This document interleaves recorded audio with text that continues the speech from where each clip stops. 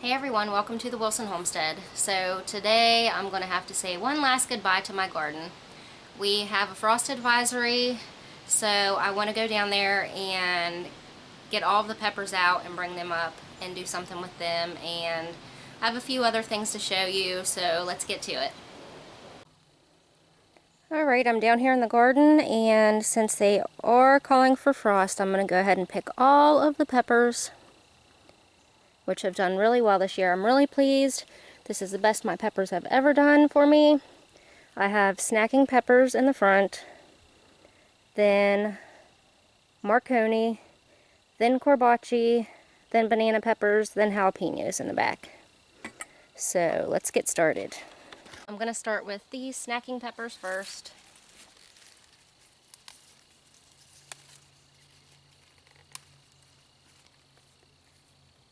Pretty nice, right?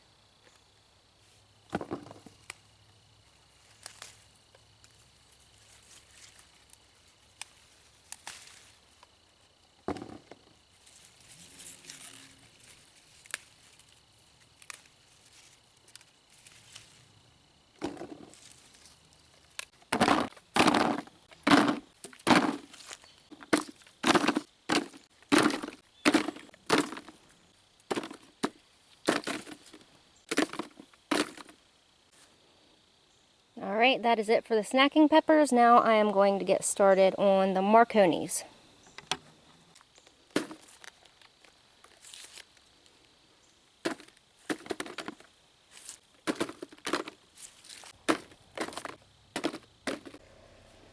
Alright, these are the last of the Marconis. And I did want to mention that all of the peppers that I grew are sweet peppers except for the jalapenos. So the Marconis are sweet, and the ones I'm picking next are Corbaci. These are the Corbaci. They're kind of weird looking and long, but I decided that I'm probably not going to grow these again because I despise cutting them up. They're annoying to cut up. I'm going to just grow like big peppers from now on, so I don't have to fool with these little skinny ones. They're just too time consuming to mess with.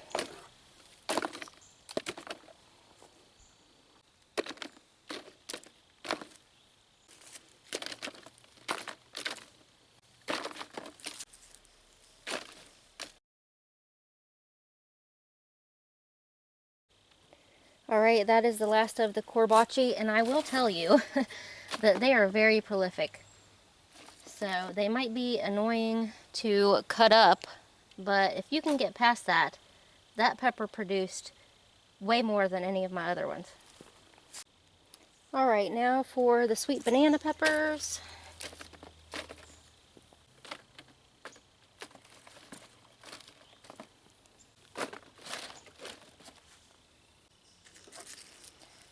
There's the rest of the banana peppers. Now time to start on the jalapenos.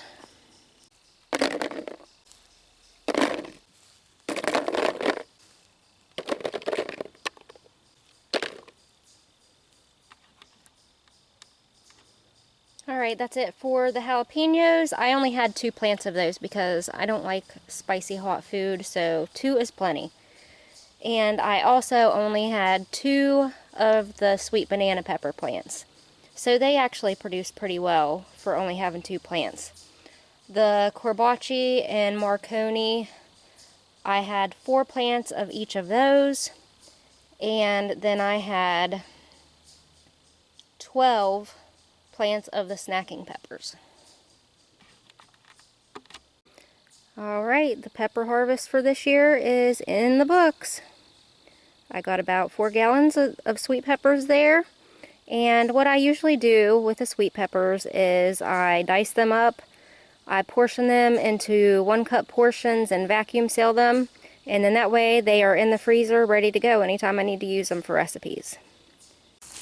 Remember that variegated bean plant that I showed you at the beginning of the season? I let it dry out on the plant so I can save the seeds from it. So I'm going to go ahead and pick this and take it inside so I can shell the seeds out of it.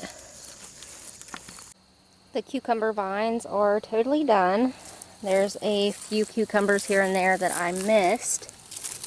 Now when they get big and yellow like this, you can save the seeds from these. So I will probably save the seeds from this one.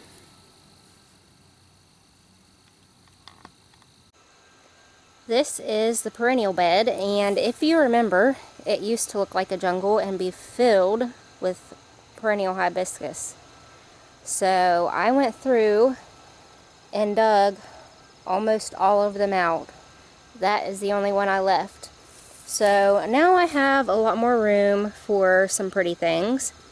I planted some pink molly grass and some Canterbury bells and some bee balm and some salvia. So this should be transformed next year. I'm so excited to see what it looks like. I wanted to show you this really quick while we are up here in the perennial bed. This is balloon flower that has went to seed. And if you wait until the seed pods get dry and crunchy, you can collect seeds. There's a lot of seeds in each pod. I'm just going to scatter these about in here for right now. And these are echinacea, purple echinacea, purple coneflower, and you can also get the seeds off of them after they're dry and crispy.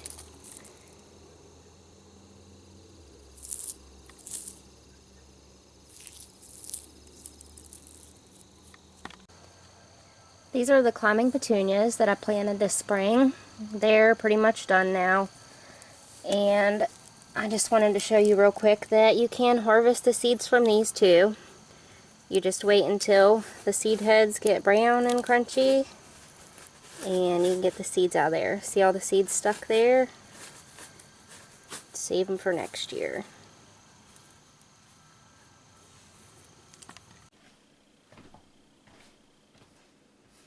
Alright, these are the top crop yellow bush beans, the one that was variegated, and I just want to save the seeds from these, so I'm going to open up the pods and see what we have here.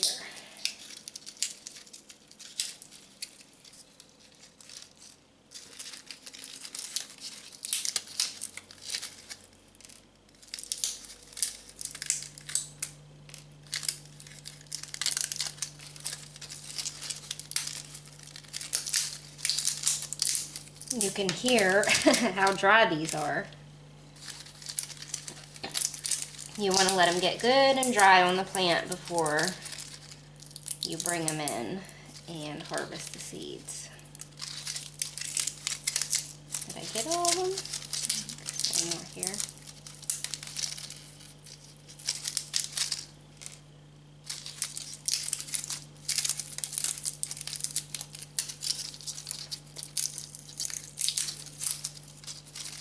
Okay, so not a ton of seeds, but I'm hoping that out of these I can get another variegated plant. It might not work, but it will be an experiment for next year. I've got a little bag here that I'm going to put them in that I labeled. And I'm going to tuck them in there for the winter, and I will see them again in the spring. Alright, so the garden is done for, everything is out of there, and I guess I am ready for fall and freezing temperatures. But I will continue doing a little bit of gardening inside, so I hope that over the winter you guys will join me for that. That does it for this episode. I hope you enjoyed it, and I hope to see you next time here on the Wilson Homestead. Bye guys.